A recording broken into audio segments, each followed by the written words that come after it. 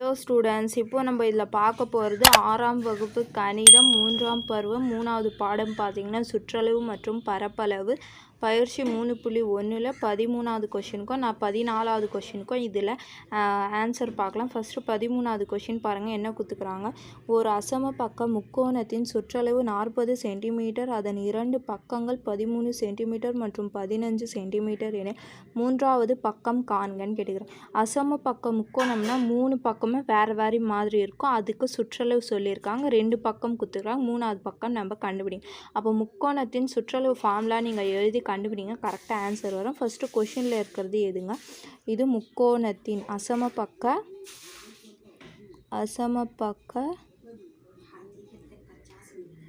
முக்கோணத்தின்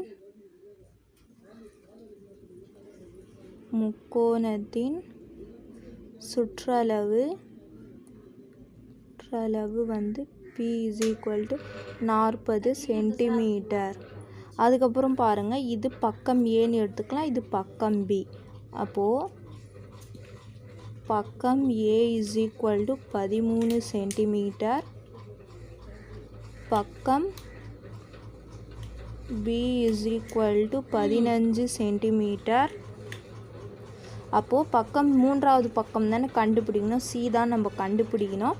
அப்போது இதுக்கு ஃபார்முலா எழுதலாம். பாருங்கள், முக்கோணத்தின்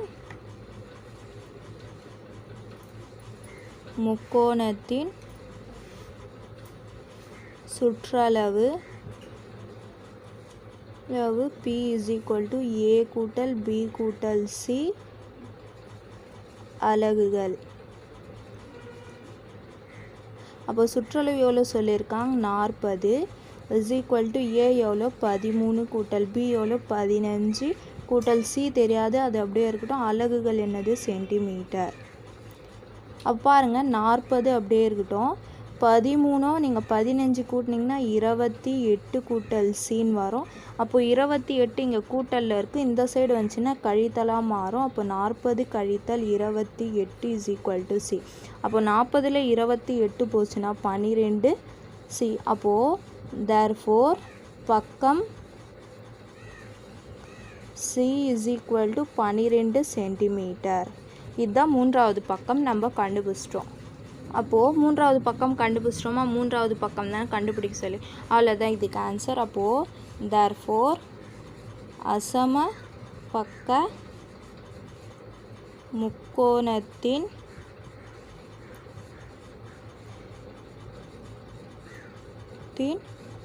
மூன்றாவது பக்கம்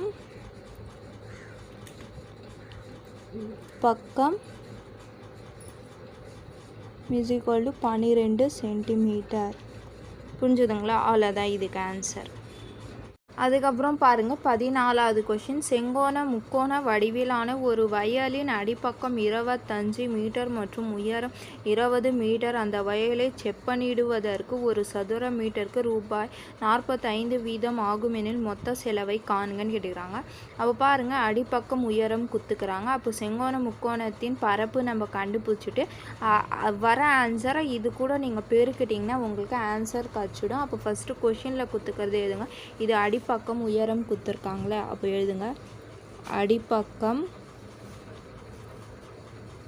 அடிப்பக்கம் வந்து பீன் குறிப்போம், அது வந்து 25 மீட்டர். அதுக்கப்புறம் உயரம் வந்து ஹெச்ன்னு குறிப்போம், இது 20 மீட்டர். அப்போது இது செங்கோண முக்கோணத்தின்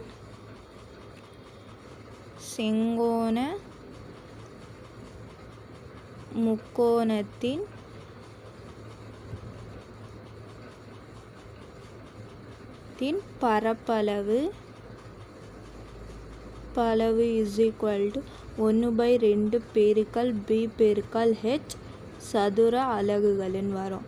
அப்போது 1/2 B எவ்வளோ 25 பெருக்கல் H எவ்வளோ 20. அப்போ பாருங்கள், 2 2 20. அப்போ மீதி என்ன வருது, 25 பெருக்கல் 10. இது சதுர அலகுகள்னால் சதுர மீட்டருன்னு வரும். இங்கே அலகு வந்து மீட்டரில் தானே கொடுத்துக்குறாங்க, அதனால் மீட்டருன்னு வரும். அப்போது இது 25 நீங்கள் 10ஆல் பெருங்கினா 250 வரும். அப்போ சதுர மீட்டர். அப்போது இது 250 சதுர மீட்டருன்னு வருது. இங்கே 1 சதுர மீட்டருக்கு 45 ரூபாய்ன்னு சொல்லியிருக்காங்களே. அப்போ எழுதுங்க, 1 சதுர மீட்டர் செப்பனிட செலவு பார்த்திங்கன்னா ரூபாய் 45ன்னு சொல்லியிருக்காங்க. அப்போது நம்ம தேர்ஃபோர் 250 சதுர மீட்டர் செப்பனிட செலவுனா ரெண்டுமே பெருகினோம். 250 பெருக்கல் 45. அப்போது இது பெருக்குனிங்கன்னா பாருங்கள், இங்கே பெருக்கி காட்டுறேன் பாருங்கள். 250 பெருக்கல் 45, 0 5 0, 5 5 25, 5 மீதி 2, 2 5 10, 10ஓட 2 கூட்டிங்கன்னா 12, 0 4 0, 5 4 20க்கு 0 மீதி 2, 2 4 8, 8ஓட 2 கூட்டிங்கன்னா 10. பாருங்கள் 0 5 2 1 1. அப்போது என்ன ஆன்சர் வருது? ரூபாய் 11,250. அப்போது இவ்வளோ செலவு அவங்களுக்கு ஆகும். அப்போ லாஸ்ட்டாக என்ன இதெல்லாம் தேர்ஃபோர் வயலை செப்பனிட ஆகும் செலவு = ரூபாய் 11,250. புரிஞ்சுதுங்களா? அவ்வளோதான் இதுக்கு ஆன்சர். இந்த மாதிரி தான் கண்டுபிடிக்கணும்.